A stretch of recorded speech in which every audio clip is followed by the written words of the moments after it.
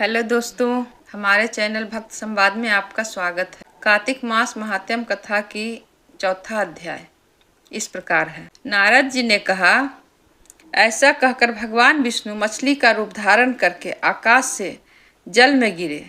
उस समय विंध्याचल पर्वत पर तप कर रहे महर्षि कश्यप अपनी अंजलि में जल लेकर खड़े थे। भगवान उनकी अंजलि में जा गिरे। महर्षि कश्यप ने दया करके उसे अपने कमंडल में रख लिया। मछली के थोड़ा बड़ा होने पर महर्षि कश्यप ने उसे कुएं में डाल दिया। जब वह मछली कुएं में भी न समा सकी तो उन्होंने उसे तालाब में डाल दिया। जब वह तालाब में भी न आ सकी तो उन्होंने समुद्र में डाल दिया।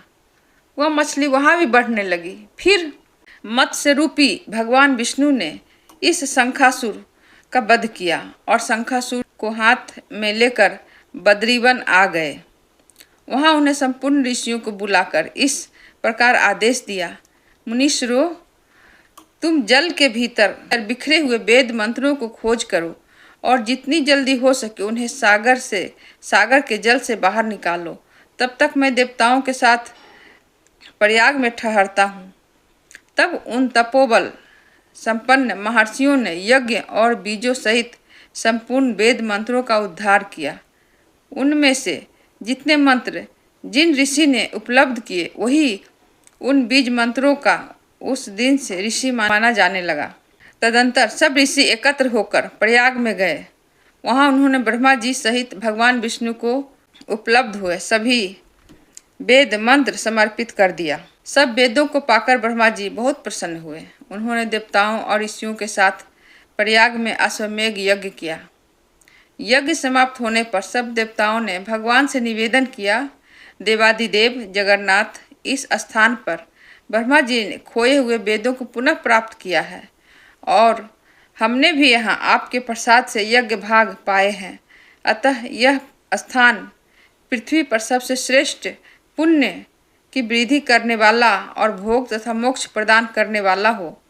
साथ ही यह समय भी महा पुण्यमय और ब्रह्मघाती है, महापापियों की भी शुद्धि करने वाला हो तथा यह स्थान यहाँ दिए हुए दान को अक्षय बना देने वाला भी हो। यह वरदान दीजिए।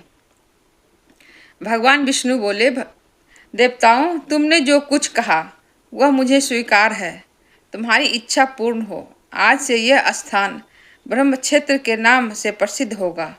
सूर्य वंश में उत्पन्न राजा भगीरथ यहाँ गंगा को ले आएंगे और यहाँ सूर्य कन्या यमुना से मिलेगी।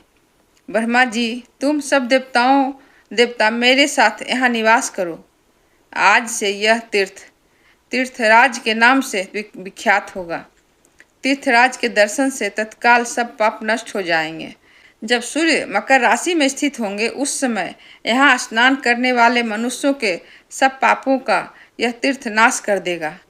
यह काल भी मनुष्यों के लिए सदा महान पुण्य फल देने वाला होगा। माघ में सूर्य के मकर राशि में स्थित होने पर यहाँ स्नान करने से सालोक के आदि फल प्राप्त होंगे। देवादिदेव भगवान विष्णु देवताओं से ऐसा कहकर ब्रह्मा जी के साथ वहीं अंतर्ध्यान हो गए। तत्पश्चात इंद्रादि देवता भी अपने अंश से प्रयाग में रहते हुए वहाँ से अंतर्ध्यान हो गए। जो मनुष्य कार्तिक में तुलसी की जड़ के समीप श्रीहरि का पूजन करता है वह इस लोक में संपूर्ण भोगों को उपभोग करके अंत में वैकुंठ धाम को जाता है। जय श्रीहरि।